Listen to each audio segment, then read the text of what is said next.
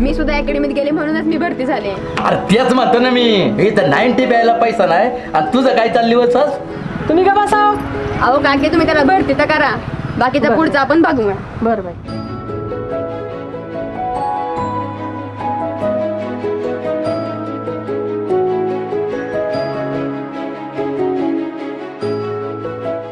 कसा शिक्षक कोण आहे बघ.